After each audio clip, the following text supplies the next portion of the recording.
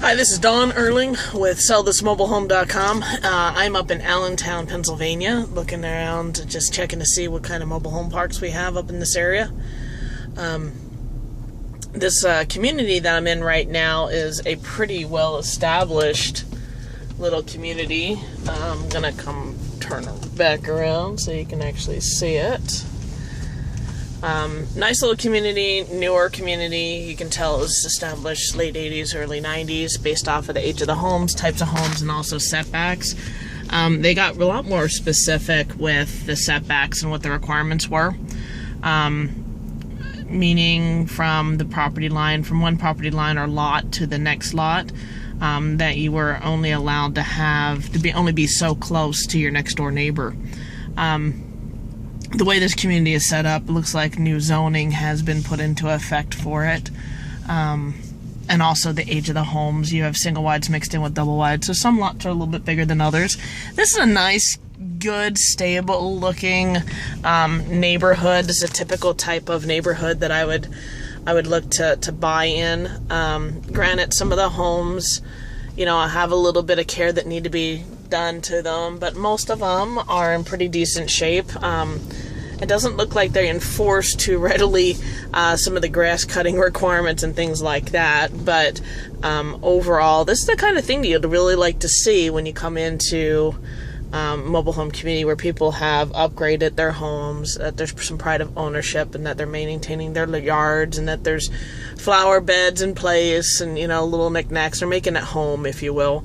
Plus also the spacing between the homes ends up being another nice feature that'll draw people to the area. The affordability factor definitely is a key thing. In fact, I was just in one of the communities not too far away from here, over in Meglyo. And what was going on over there was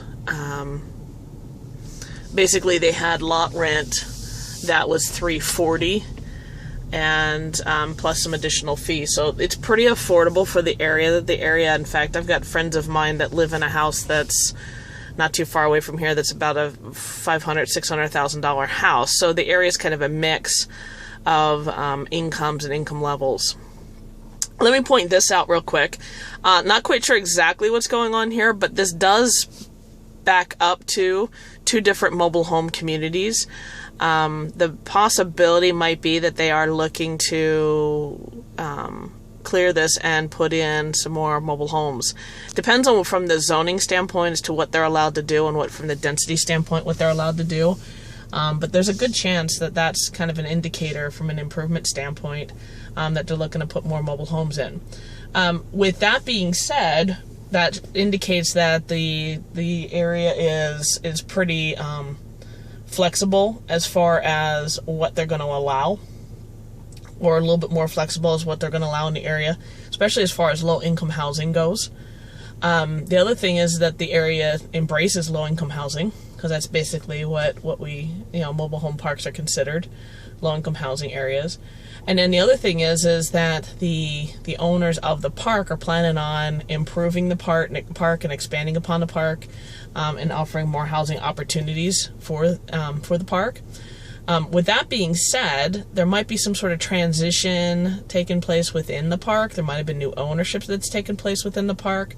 So, when my thing would be is if I was going to be buying in this park, I'd look to see who currently owns this land and ask around as to what they're doing with it and what kind of improvements they're looking to make, whether it is going to be for single-family homes or whether it is going to be for mobile homes. Because if it is for single-family homes, they may have bought all of the land and they might be looking to close down the park and move the mobile homes out. Now, if that's the case and they're looking to move the mobile homes out, that's when there's a problem within the community, because you don't want to I don't recommend buying a mobile home that you knowingly know that and sell to somebody that that is going to need to be moved at some point in time and they're not going to be able to afford to do so. So, do some research when you see something like this taking place, backing up to at least 2 mobile home communities. It's a pretty decent amount of space.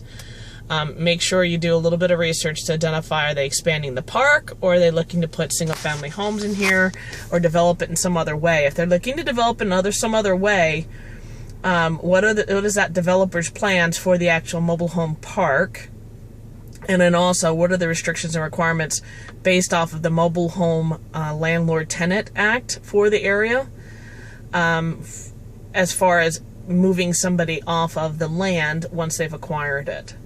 A lot of times there's very specific protocols that need to be used in order to be able to do that. Normally it takes a bit of time. So this is just another tip from Dawn Erling at selllessmobilehome.com.